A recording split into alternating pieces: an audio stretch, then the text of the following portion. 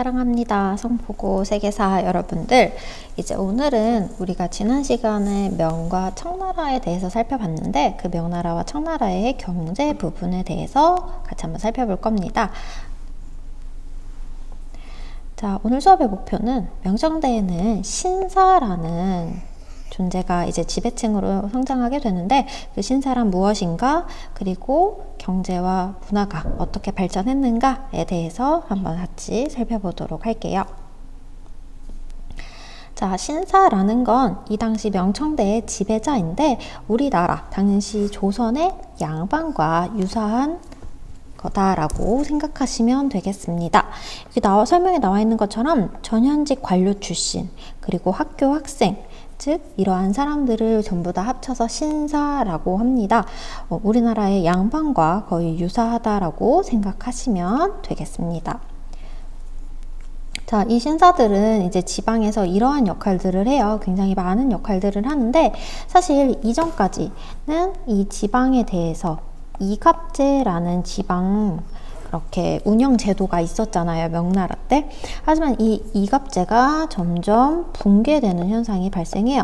제가 얘기했던 것처럼 굉장히 체계적인 제도이긴 하지만 그 체계적인 게 계속 유지되는 건 정말 엄청난 국가의 강력한 시스템이 있지 않는 한 그것이 유지되기가 어려운데, 이 이갑제가 붕괴되고 그 이갑제에서 했던 가장 대표적인 일들, 뭐 세금을 징수한다거나 치안 유지를 한다거나, 그리고 또 수리시설 정비를 한다거나 이런 식으로 마을 공동체의 역할을 주도적으로 한 사람들이 바로 신사였다라고 생각하시면 되겠습니다. 자, 그리고 이 시기에도 이제 경제가 굉장히 많이 발달을 하게 돼요. 당연히 가장 대표적으로 농사의 기준이 쌀 농사가 굉장히 잘 되었다라는 겁니다. 그리고 이때 당시에는 이제 쌀뿐만 아니라 이제 새로운 품종들이 이제 중국으로 들어오게 됩니다. 주로 아메리카 지역의 주식이었던 옥수수, 고구마, 우리 요즘에도 구황작물이라고 해서 굉장히 자주 찾는, 애용하는 음식인데 이 구황작물들이 바로 아메리카에서 수입이 되는 현상이 이 명청 때에 있었습니다. 그리고 그 외에도 차, 담배, 사탕수수와 같은 제품들은 상품 작물이라고 해요. 즉 얘네들은 내가 농사를 지어서 직접 사용하기보다는 갖다 판매하는 작물들이다. 그래서 상품 작물이라고 합니다. 쌀 같은 경우는 먹고 남는 것을 판다라고 하면 얘네들은 진짜 팔기 위한 목적으로 이제 농사를 짓는 이러한 물건들을 재배하기 시작했다. 그리고 더 나아가서 이러한 면직물, 비단, 도자기와 같은 것도 생산이 되고 이러한 것들이 중국 전역에 유통되었다. 그만큼 굉장히 유통이 활발한 시기가 명청 시기였습니다. 자, 이 지도를 한번 보면은 여기에 뭐 여러 상인들이 있어요. 뭐 산시 상인, 뭐 신안 상인 등등 이러한 상인들이 돌아다니면서 이러한 상품들을 유통하는 것이고요. 주로 여기 이제 바닷가 근처 이쪽 해안가를 하류라고 해요. 강의 하류고 이 지역, 내륙 지역을 이제 중상류라고 하는데 원래는 하류 지역에서 주로 농사를 지었어요. 근데 이제 농사뿐만 아니라 방금 봤던 그런 비단이나 뭐 도자기와 같은 것들도 이제 이곳에서 이제 만들어지게 된다. 그래서 이제 농사는 주로 어디서 하게 되냐? 이 중상류 지역에서 쌀 농사를 짓게 되었다. 그만큼 이렇게 강남에 이제 강 전반적으로 굉장히 농업과 상공업이 발달하고 있는 모습을 볼 수 있어요. 자, 이건 제가 보는 책에서 가지고 왔는데 이때 당시에 굉장히 많은 상인들이 있었다라고 합니다.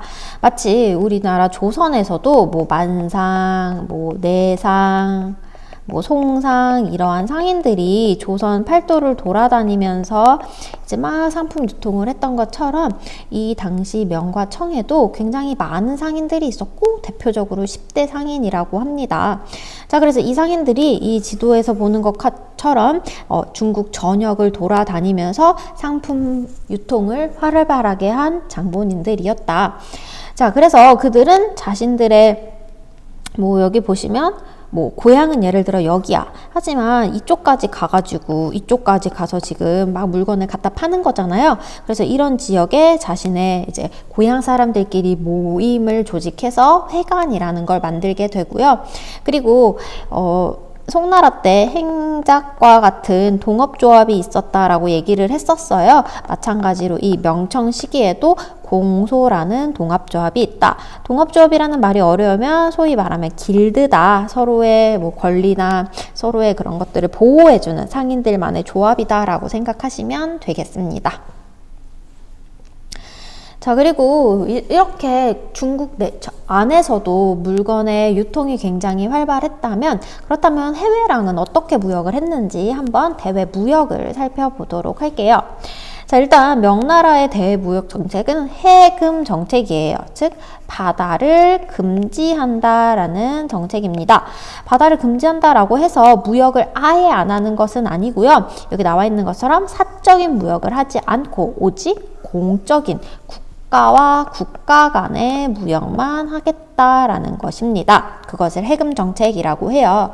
그래서 조선과는 조공무역, 조공과 책봉 관계잖아요. 그래서 조공무역, 그리고 일본과는 조공무역의 일환인 감합, 여기 오타네요. 감합 무역을 진행하게 됩니다. 공무역으로만 진행되다 보니까 아무래도 물자 교환이 제한적이에요. 그러니까 당시 중국의 북쪽에 있었던 몽골, 그리고 남쪽에 있었던 이 일본, 얘네들은 자신들이 원하는 만큼 무역을 하고 싶은데 그게 쉽지 않은 거예요. 지금 이 해금 정책으로 인해서. 그러다 보니까 이들이 이제 밀무역을 하게 되고요.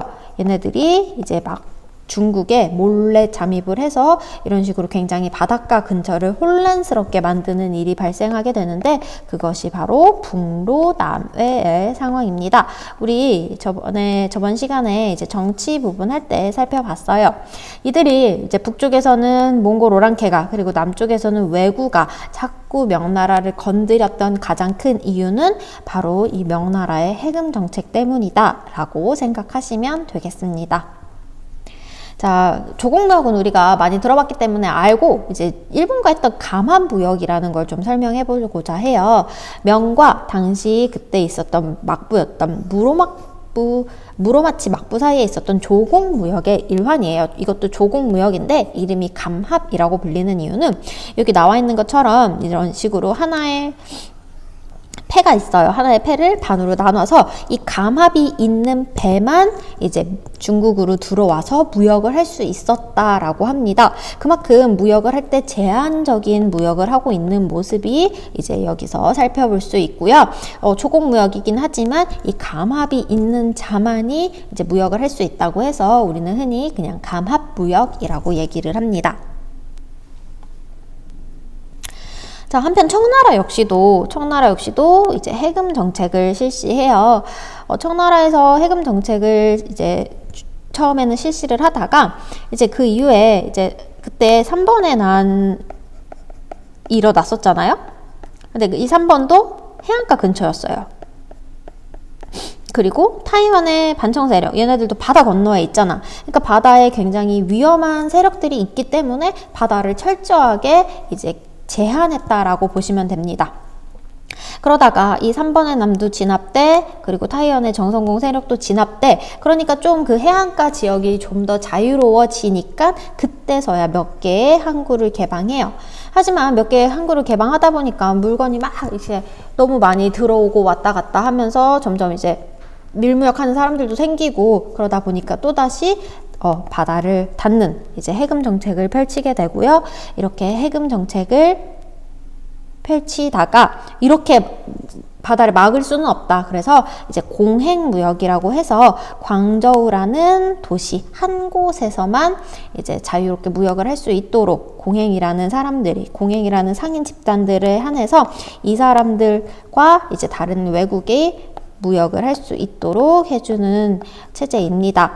기본적으로 명나라와 청나라는 주로 바다를 굉장히 감쌌어요. 그래서 사실 중국은 사람도 많고 물건도 많기 때문에 자기네들 안에서도 소비와 이런 것들, 생산이 다 이루어졌기 때문에 굳이 다른 나라들과의 무역을 왜 해야 되냐라고 생각을 했었던 게 좀 컸던 것 같습니다.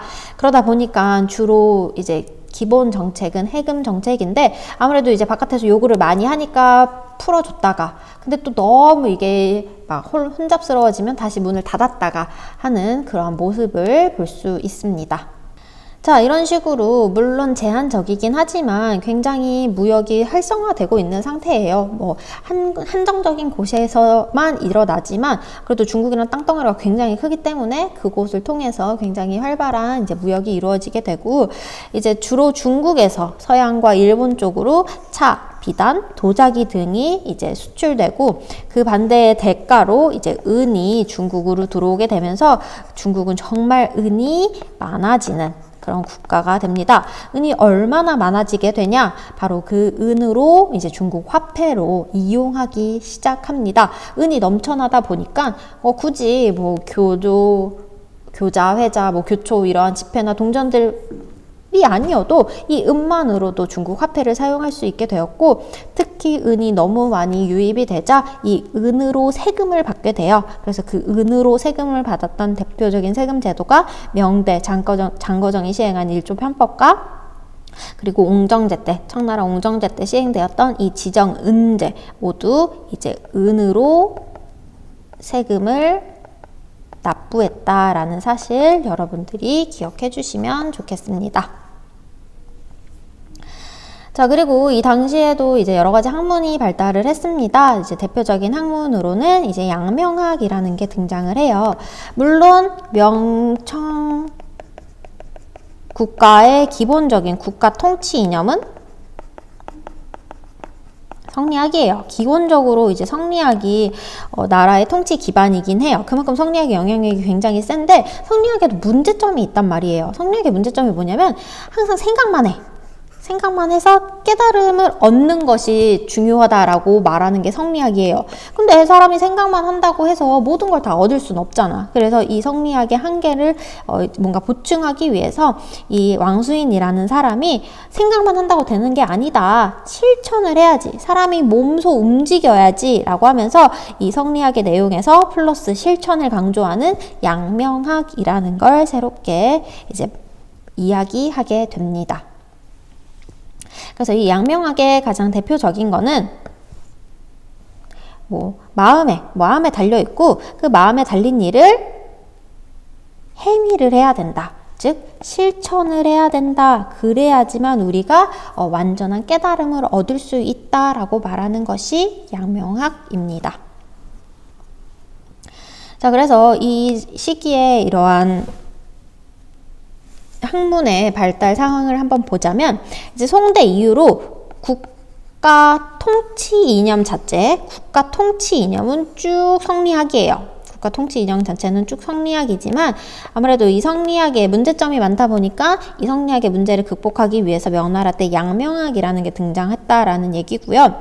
그리고 이제 청나라 때가 면요, 청나라 때는 내가 저번에 얘기를 했어. 문자의 옥이라고 해서 자칫 잘못 책 편찬했다간 나가리가 되는 상황이 있어요. 그래서 막 성리학 책을 쓰다가 괜히 잘못 한자 썼다가 뭐 목숨을 잃은 학자의 얘기까지 제가 지난번에 해줬는데, 그러다 보니까 괜히 현실 정치 문제 얘기를 했다간 처형당할 수 있는 상황이잖아. 그러니까 다시 옛날 훈고학 시절처럼 그 문헌에 있는 내용을 실증적으로 학문을 하는, 그러니까 굉장히 더 학구적인 그런 학문으로 돌아가게 되었고, 그것을 고증학이라고 합니다. 말 그대로 고증을 하는 거예요. 옛날에 그러한 학문, 그런 훈구학 책들 같은 것에 대해서 이런 것이 실증적으로 맞는 건지 틀린 건지 이러한 것들을 고증하는 학문을 이제 고증학이라고 하고요. 시간이 지나다 보니까 고증학은 너무 현실과 동떨어진 학문이니까 사람들이 굉장히 잘 사용하지 않아요. 왜냐면 현실에 대한 내용을 얘기하지 않고 그냥 냅다 책만 파는 거잖아. 책의 해석이 뭐고 이런 것만 하다 보니까 너무 현실성이 떨어지니까 이제 19세기가 되면서 공양학이라고 해서 좀 더 현실 문제에 관심을 두는 유학도 발전하게 된다. 그래서 이 모든 것들은 다 유학이에요. 공자가 얘기했던 유학의 한 종류라고 보시면 되고요. 이 유학의 종류에서 한나라부터 당나라 때까지는 훈고학이 유행했다라고 하면 송나라 때부터는 이제 성리학이 유행하게 되었고, 이제 이런 식으로 그 이후에 양명학, 고증학, 공양학 이러한 학문들도 등장했다라는 것들 기억해 두시면 되겠습니다. 자, 그리고 이때 당시에는 이제 대외 무역뿐만 아니라 이제 그러한 문화 같은 것도 굉장히 많이 전파가 됐어요. 특히 이때 당시에 이제 크리스트교를 전파하기 위한 선교사들이 중국에 굉장히 많이 들어오게 되고, 그들이 굉장히 다양한 지리학, 천문학, 역법, 총, 대포 제작 기술과 같은 새로운 신식 기술과 신식 학문을 중국에 이제 도입시키게 되었습니다. 대표적인 선교사로는 이제 마테오 리치라는 사람이 있어요. 바로 이 사람이 마테오 리치인데, 이 사람은 이제 중국에 처음 온 목적은 말 그대로 선교사이기 때문에 크리스트교를 전파하기 위해서 온 거지만, 이 사람은 굉장히 중국의 문화를 긍정적으로 생각을 해요. 중국 문화를 인정하던 사람이고, 그래서 실제로 자신이 여기 사진에서 보는 것처럼 중국 옷을 입고 중국인들을 대했다라고 해요. 그래서 이 사람이 들여온 여러 가지 서양의 그런 새로운 학문들을 바탕으로 천주시리, 이거는 성경책의 내용을 해석한 거겠죠. 그리고 기하 원본, 수학책도 번역을 하고, 또 고려만국 전도라고 하는 엄청난 세계 지도도 이 사람의 그러한 지식을 바탕으로 만들어지게 된다라고 합니다. 이렇게 생긴 게 이제 고려만국 전도인데, 우리가 알고 있는 지도와 거의 유사해요. 사실 중국 사람들은 이때까지 중화사상이라고 해서 지도의 중심은 누구다? 지도의 중심은 중국이다 라고 하는 그러한 굉장히 허세 섞인 지도를 주로 그렸어요. 근데 이게 중국이 짱이다라는 걸 지도로 반영하는 건 좋은데, 그건 현실과는 좀 많이 다르잖아요. 사실 중국의 영토보다 훨씬 큰 러시아도 있고, 저 대륙 건너에 캐나다, 미국도 있고, 그런 나라들이 있음에도 불구하고 무조건 중국이 제일 커라는 거를 좀 강조했다면, 이거는 굉장히 현실적인 지도를 이제 만들게 되고, 그러다 보니까 이제 중국인들이 충격이 받죠. 이때까지 중국이 최고라고 생각하고 중국이 세상의 중심이라고 생각했는데, 중국이 세상의 중심이 아니다라는 걸 바로 이 지도를 통해서 깨닫게 된다라고 합니다. 이 지도는 이제 훗날 우리나라 숙종 때도 이제 이 지도가 알려지게 되면서 우리나라에서도 이와 비슷한 따라 그린 지도가 발행되었다라고 해요.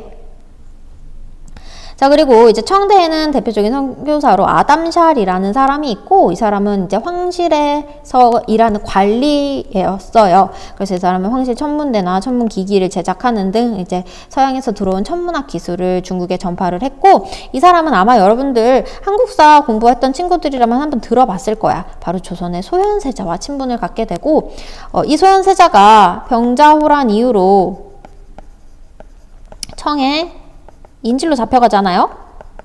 그래서 청에 인질로 잡혀갔을 때 만난 사람이 아담샬이었다라고 해요. 그래서 이 둘이 서로 교류를 하면서 소현세자 역시도 이런 식으로 서양의 문물들이 좋은 거구나, 우리 조선에도 이 서양 문물들을 전파해야지 라고 그렇게 생각을 했다라고 합니다. 하지만 이것이 소현세자가 병으로 죽게 되면서 흐지부지 되어버리는 상황이 발생했다라는 거 아마 여러분들 한 번쯤은 다 들어보셨을 것입니다. 자, 하지만 이제 크리스트교에서는 유일신을 믿잖아요. 크리스트교의 이제 기본은 하나님, 유일신을 믿자라고 하는데, 그러다 보니까 조상신을 숭배하는 이러한 유교적인 습관을 이해를 못하던 선교사들이 굉장히 많아요. 그래서 조상 숭배를 거부하던 그러한 선교사들을 대부분 중국에서 추방시키는 일도 벌어지게 됩니다.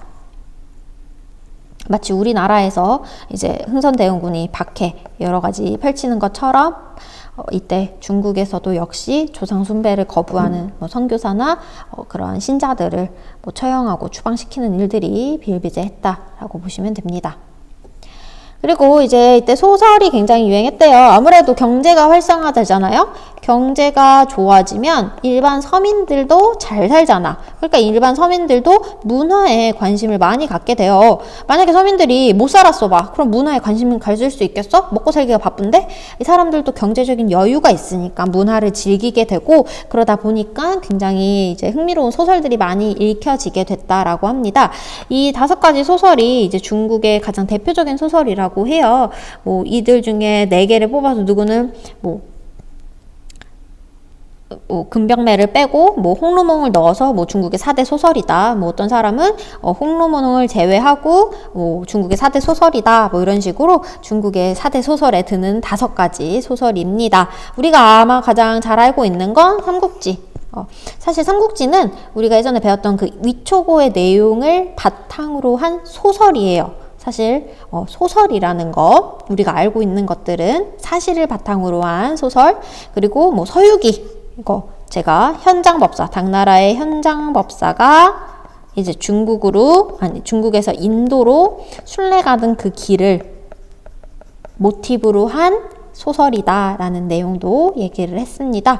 홍루몽 같은 것들은 연애소설이다 라고 보시면 되겠어요. 자, 그리고 이제 경극이라고 해서 이렇게 남성들이 화장이라고 해야 되나? 얼굴에 분칠을 하고 이런 식으로 굉장히 화려한 옷을 입고 하는 중국의 대표적인 연극, 경극이라는 것도 이제 발달을 하게 됐다. 이런 것들이 발달했다라는 건 그만큼 서민들이 문화를 즐길 만큼 경제적으로 여유로웠다라는 것을 반증하는 것입니다. 그리고 이제 중국에서 유럽으로 차, 비단, 도자기들 같은 것들이 전파됐다라고 얘기를 했고요. 그렇게 전파돼서 이제 유럽의 중국풍이 유행을 하게 되는데, 그 중국풍을 신우아즈리라고 해요. 그래서 실제로 이제 이런 유럽의 궁전 같은 데 보면은 굉장히 낯익은 도자기들이 굉장히 많아요. 이는 그들이 그만큼 중국 도자기에 대해서 선망을 했고, 그래서 이런 것들을 자신들이 이제 궁전에 디스플레이, 전시하고 있는 모습을 볼 수 있겠습니다. 그래서 흔히 우리는 이제 영국 드라마나 영국 영화 같은 거 보면 걔네들이 항상 티타임을 갖잖아요. 사실 그 티타임의 차는 다 중국에서 들여온 것들이다. 그래서 중국에서 유럽에 굉장히 많은 영향을 미치고 있다라는 사실을 이렇게 살펴볼 수 있습니다. 우리는 흔히 중국이 더 유럽보다 우월하지 않다라고 생각을 해요. 아시아보다는 당연히 유럽이 우월하다라고 생각을 하는 사람들이 굉장히 많지만, 사실 그거는 산업혁명이라는 사건 이후로 일어나는 일이고, 실제로 그 이전까지만 해도 이런 아시아의 여러 문화들이 이렇게 유럽에 전파되어서 상당히 많은 영향을 미치고 있었다라는 사실 여러분들이 좀 기억해 주시면 되겠습니다. 특히 이 부분에 대해서 이제 중국의 도자기나 이런 것들이 유럽에 전파된다라는 이게 지금 현재 국립중앙박물관에서 전시되고 있어요. 그래서 여러분들이 한번 국립중앙박물관에 이촌역 4호선 타고 쭉 가면 금방 가거든요. 관심 있는 친구들은 시간이 났을 때 5월 연휴든 여름방학이든 이용해서 한번 꼭 이 부분에 관해서 전시도 체험해 보았으면 좋겠습니다. 이런 얘기를 왜 하냐? 제가 어제 국립중앙박물관에 가서 한번 봤었기 때문이에요. 그래서 우와, 거기 굉장히 전시를 잘 해놨더라고요. 그래서 여러분들도 관심 있는 친구들은 꼭 국립중앙박물관 3층에 가서 보시면 좋겠습니다. 네, 자, 여기까지 우리 원격 수업의 내용은 끝났습니다. 우리 원격 수업으로 이제 명청까지 살펴보았고, 이제 다음 등교 주간에는 같이 시험 대비로 준비해 보도록 하겠습니다. 그럼 수고하셨고, 여러분들 교과서 밑줄 치고 구글 퀴즈 풀면서 마무리하도록 할게요. 안녕.